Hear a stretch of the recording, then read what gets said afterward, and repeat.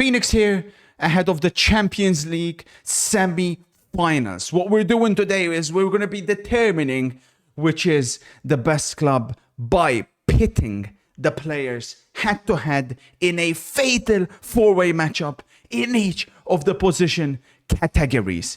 We'll be using at the end a ranking system of who's number one in the list of the positions. They get 5 points, number 2 gets 3 points, number 3 gets 2, and the last place, bottom fourth, gets 1 point.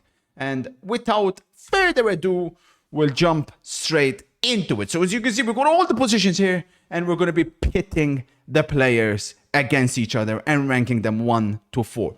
The criteria that I will be using is general football ability in combination with their form this season. So we'll start in goal.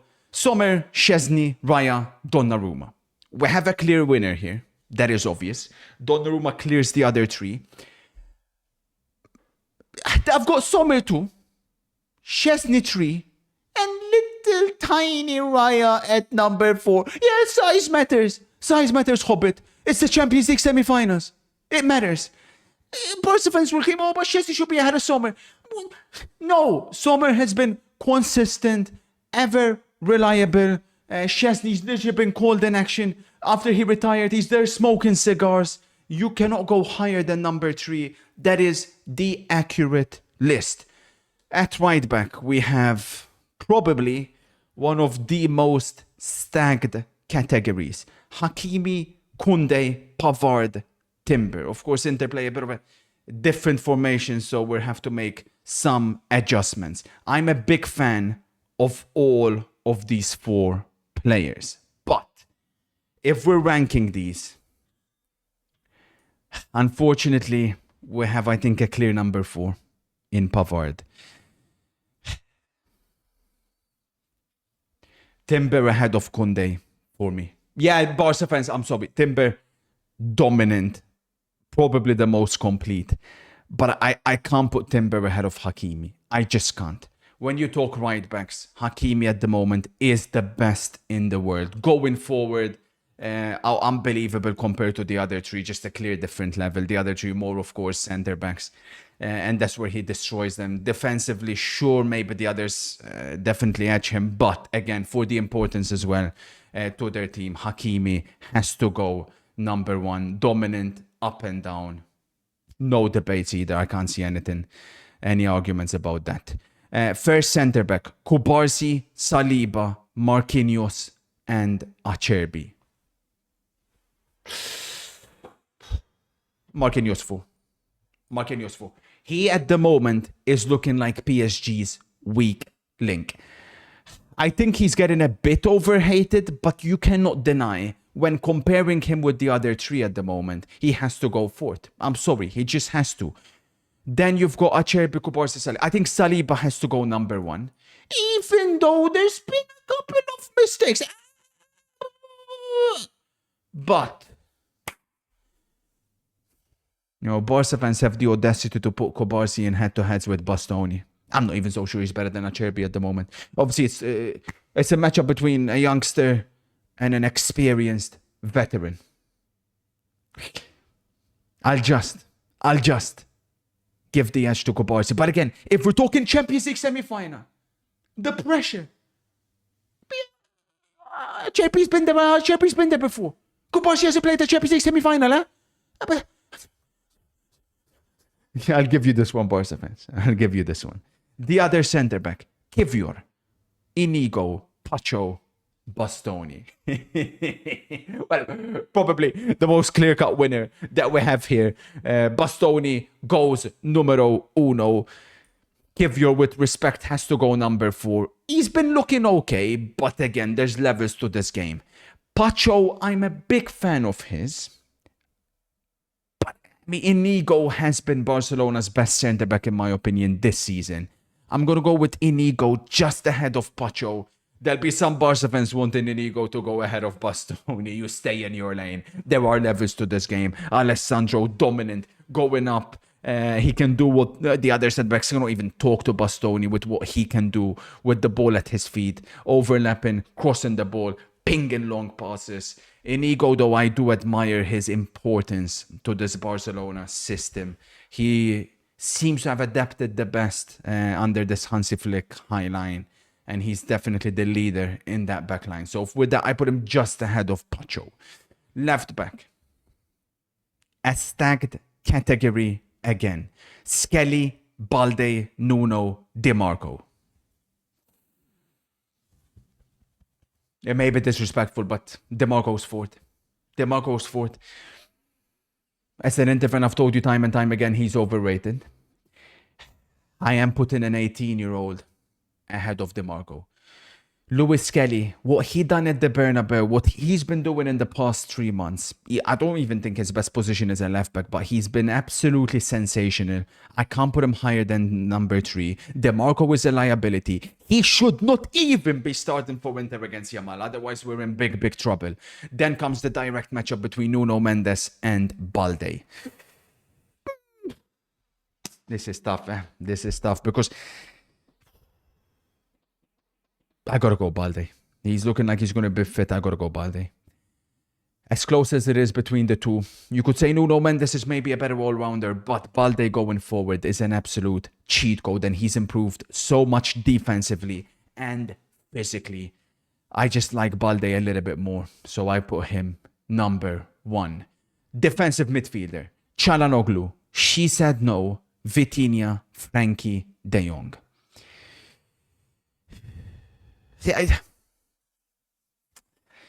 He's been Arsenal's best midfielder in my opinion, She Said No, this season, but there's no way I can put Thomas Partey in any list ahead of Frankie de Jong. Well, football list. Let's not get into off the pitch. But for Partey 4, De Jong 3, then comes a head-to-head match of Vitinha Çalhanoğlu. If the condition is reflective in form as well, I'm willing to concede this one. Vitinha number 1. Central midfielder, no cheating here. The one that is a little bit more box-to-box versus these ones which are a bit more attacking. And we've got the most stacked category. João Neves, Declan Rice, Pedri, Barella.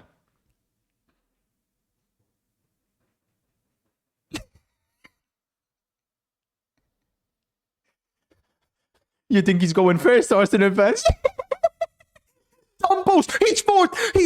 He's going to be fourth. Look at it like this. Think about it like this. How can he chat to the other 3? How can you put a central midfielder just because he scored 2 free kicks against Real Madrid? How can you put him ahead of the other 3? How? He cannot receive the ball with his back to goal. He cannot play forward. How can a central midfielder decide that? Being put in Ballon d'Or conversations, being compared with these other 3 midfielders, he cannot speak. Then of course there's a gap here. João Neves clears him. Listen. Sure, João Neves is getting better. Declan Rice is in his prime. I'm still taking Neves. You offer me one of the 2 right here, right now for these semi-finals. I gotta go Neves. How can I not go Neves? No, I'm not saying Declan Rice. These matches are made for him. But Neves is the better footballer all day long. Then,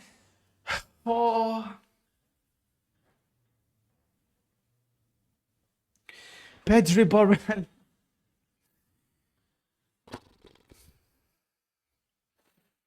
If we factor the season again, Inter fans forgive me. I'm giving them this. Pedri's now I've got him number 2 Ballon d'Or power rankings. I got to give Pedri just ahead of Barella. The other central midfielder, Odegaard, Olmo, Mkhitaryan, Fabian Ruiz. A category that definitely probably is the weakest that we've done so far. Mickey can go for. 35 years of age. He'll go for Fabian Ruiz 3. Now, on general ability, I've got Odegaard number 1. The problem is, it's a big Champions League semi-final. Odegaard at the moment looks in atrocious form. I just can't put him number 1. I got to put Dani Olmo number 1. So Barcelona win another category in midfield. It's got to be. The Olmo coming back from injury and looking very, very sharp. Now, right wing. Saka. Dumfries, obviously more of a wing back. Yamal, Doué. Denzel, with respect, he's back and he's going to be very important for Inter. We've missed him tremendously. Barca fans, he's back. He'll be starting. But when factoring in the other 3, The way extremely talented, I can't put him ahead of the other two at the moment. Yamal's got to be number one. He's got to be. I mean, again, I don't see any debate in this one. Yamal, one. Left wingers. Obviously, Thuram, more of a striker. Thuram, Martinelli, Guevara, Rafinha. Well, we've got an easy fourth here. Martinelli, chuck your ass up forward. Fuck him off. Fake Brazilian, man. Head down. Head down and get your ass back to fourth. Then we got the top three. I'll put Thuram number 3. Guevara versus Rafinha.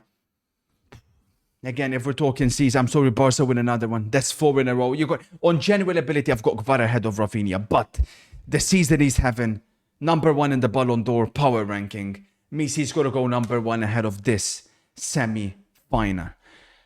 Last but not least, the striker category. Lewandowski, Ousmane Dembele, Lautaro Martinez, Mikel Merino. Mikel Merino, you can stay exactly where you are, fella. You always improved it. You stay where you are. We're talking about 3 of the very best in the world at the moment. How do we divide these? Lewandowski may miss the first leg, but he'll probably be back for the second leg. Barca fans, be completely honest with me. There's no chance you take Lewandowski ahead of Lautaro or Dembele at the moment. As good of a season as he's having, this is 2025. If you've been offered the chance to have Lautaro play for you, you're 100% picking him in these upcoming semi-finals. No doubt about it. So with respect, Lewandowski, I'm putting you number 3. Then comes a head-to-head tussle between Lauti and Dembele. On general ability, it's Lauti. Lautaro is the more natural striker as well. But what Dembele is doing this season, if we're going to be consistent, if we're going to be fair, no, this doesn't make sense. Ice cream. We're going to put Dembele ahead of Lauti. We just have to. So I'll do the calculations, see which club has won this. I don't see anything wrong here. This list seems accurate. I'll do the calculations. I'll get back with the numbers.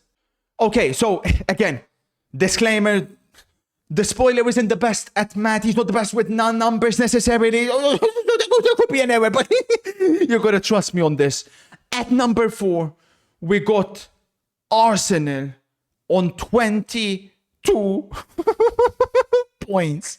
Dead last. At number 3, Inter with 25 points. The winner, it's very close between Barcelona and Paris Saint-Germain. But the winner with 39 points is Barcelona. Number 2, PSG, just 2 points behind Barca with 37 points.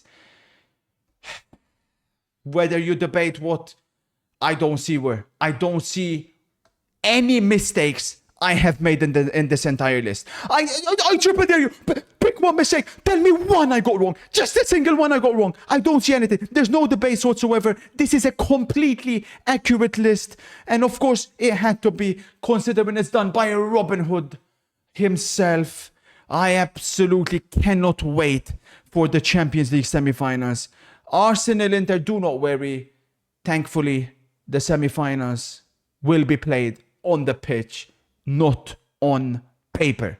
I'll catch you guys for those incredible semi-finals. I cannot wait. Spoiler out.